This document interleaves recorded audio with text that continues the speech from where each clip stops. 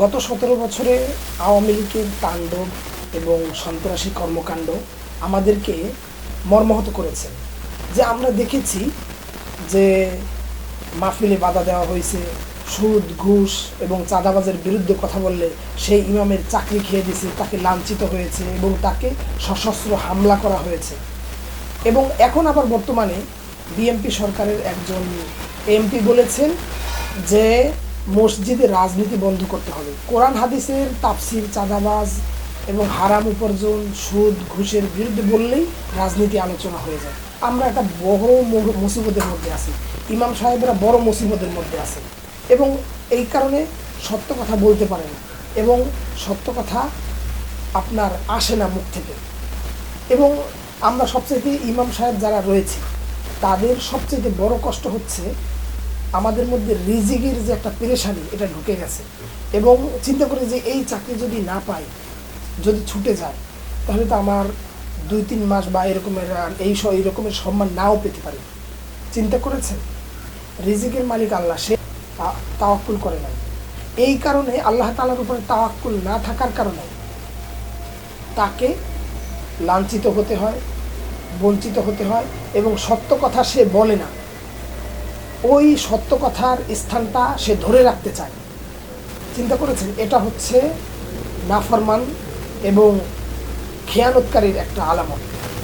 তো একটা ব্যাপার হচ্ছে যে আমাদেরকে ওই সমস্ত ভীত সন্তুষ্ট হতে ফিরে আসতে হবে এবং সত্য কথা বলতে হবে সবসময়, সবার দৃষ্টিতে। সে অপরাধী হোক, সে নিরপরাধ হোক এবং সে সন্ত্রাসী হোক, সে ভালো মানুষ হোক, যে যেই ভুল করবে সেটা আমাদের ধরিয়ে দেওয়ার দায়িত্ব। এখন যদি কোনো আপনার সুশীল এবং এখন যদি কোনো আপনার সন্ত্রাস, ঠিক আছে, ইসলামের বিরুদ্ধে কথা বলে, তখন আমাদেরকেও তাদের বিরুদ্ধে কথা বলতে হবে এবং যুক্তিগত উত্তর দিতে হবে তাদেরকে। আর না হলে তারা কী করবে? আপনি মনে রাখবেন যে যখন সত্য চুপ হয়ে যায় তখন বাতিলই সত্য হিসেবে প্রতিষ্ঠিত হয়। এই কথাটা একদম বাস্তব। তো আপনাকে চিন্তা করতে হবে যে আপনার স্থান থেকে আপনাকে সোচ্চার ভূমিকা রাখতে হবে। আর না হলে আল্লাহর কাছে আপনি ঠেকা থাকবেন যেমনিভাবে এবং খেয়ানতকারী হিসেবে আল্লাহ তাআলার কাছে কিয়ামতের ময়দানে আপনি উপস্থিত হবেন। তো এই জন্য কোনো কাউকে ভয় না পেয়ে আল্লাহকে ভয় করতে হবে। রিজিকের মালিক একমাত্র আল্লাহ।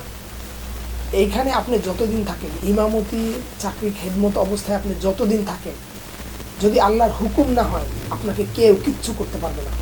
আর যদি আল্লাহর হুকুম হয় আপনি হাজারো হাত পা ধরেও থাকতে পারবেন না। রিজিকের মালিক আল্লাহ, আল্লাহকে ভয় করুন এবং আল্লাহ তাআলাকে শ্রেষ্ঠ বলে আল্লাহ তাআলাকে রাজ্জাক হিসেবে স্বীকার করতে হবে।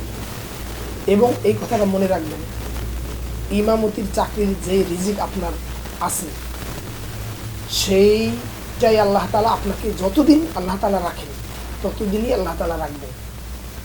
এর আগে কেউ কারো সাধ্য নয় যে ওই স্থান থেকে আপনাকে বের করে দেবে। কারণ আমরা দেখেছি যে ইমাম সাহেবকে অপমান করা, খতিব সাহেবকে অপমান করা, এরপরে খতিব সাহেব ঘোষণা দিয়ে যখন বের হয়ে গেছে ওই মুসল্লিরা আবার তাকে আনতে বাধ্য হয়েছে। মানে আপনার আগের থেকে দ্বিগুণ শক্তি নিয়ে ইমাম সাহেব আসছে, তখন আর কাউকে মানে না। তো এমনিভাবে মুসল্লিরা আপনাকে সাপোর্ট দেবে। কোনো বাতিলকে ভয় পাবেন না, চাঁদাবাজ সুদখোর ঘুষখোরদেরকে ভয় পাবেন না, দুর্নীতিবাজদেরকে ভয় পাবেন না। তো একটা ব্যাপার হচ্ছে আল্লাহ তাআলার উপরে ভরসা করুন।